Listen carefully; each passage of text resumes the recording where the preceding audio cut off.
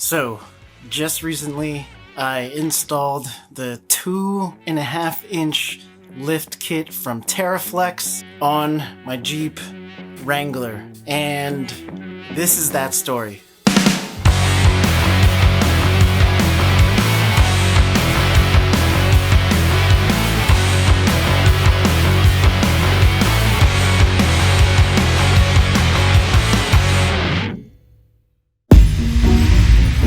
So, I just want to address this before we get started. This is not a step-by-step tutorial at all. Personally, I referred to the extremeterrain.com video and the installation manual that came with the kit. But today I just want to point out a few other things that no one else there really has pointed out. So let's also make this video a fun one, even if you don't know what the f I'm talking about.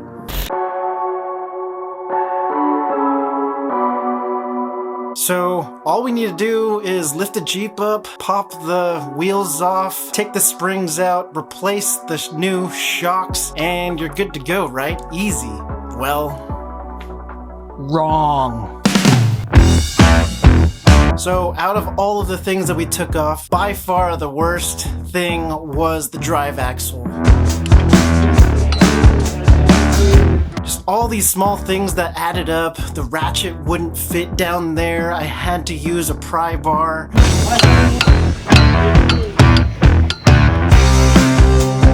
Throughout the entire process, there was about 1/8 of a clock available to me, so I was literally moving the pry bar about 1/8 of a turn each time.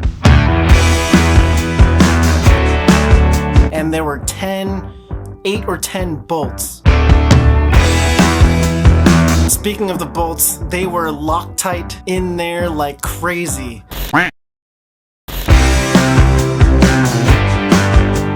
This could vary from Jeep to Jeep depending on if the previous owner had cleaned off the Loctite or if it came from the factory on a bad day, but mine was locked in there like crazy. Oh my!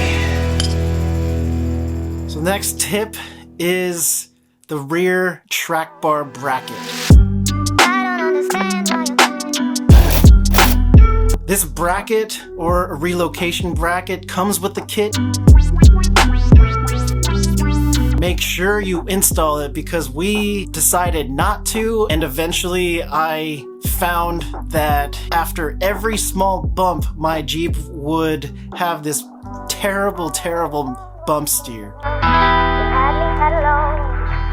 So what happened was the axle and my wheels were in one place and the body of the Jeep was kind of torqued one way, because if you lift your Jeep, you're moving a whole bunch of other parts, and one of those things is the track bar that connects your body to the axles. So just take my word for it. I'll just plop a picture right here for you. Install this bracket, don't take shortcuts, and don't do what we did, because it makes for a good video though.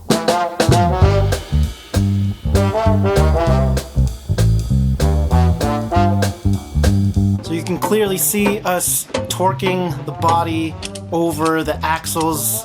It's not that dumb at all. It was about 2 inches to get that track bar bracket back in, or the track bar itself back in, and that caused so many problems on the highway that first week of driving it without the bracket. But a bonus tip, your rear upper control arms. I don't know if the install manual said this or not, probably did, whatever. So, pro tip, they're the same exact part, except longer. About 2.5 inches. Yep. So we're gonna put the front, replace the front with the rear. They're about 2 to 3 inches longer than the front. So when you replace the upper control arms with the ones provided from the kit, you can move those extended ones from the rear, your old ones, and then you won't have any problems with your control arms up at the front. They do recommend you to replace the lower control arms for anything higher than a 3-inch lift. So if you get the 2.5, I don't think you'll have any problems.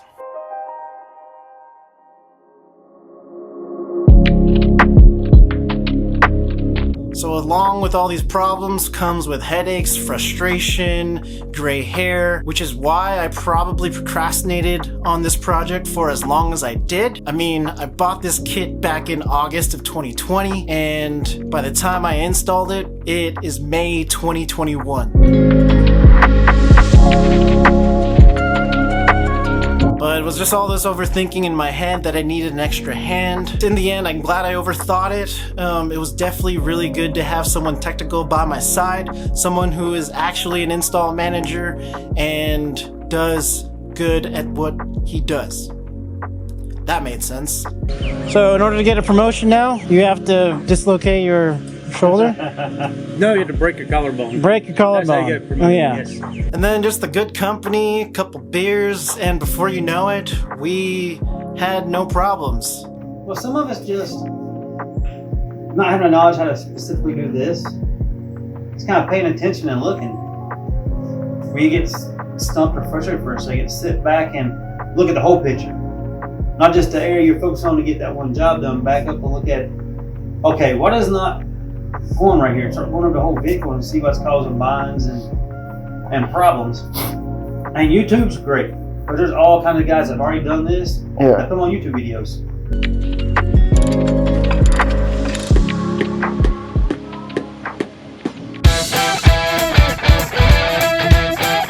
I got. Oh,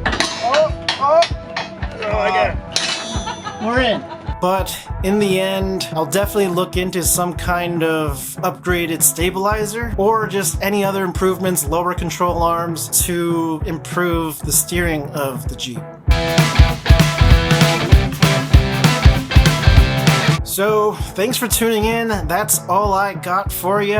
If I have any updates, I'll probably make another video in the future. I don't know how many more of these I will do because I'm just documenting my life as I build this Jeep out. Without further ado, appreciate you.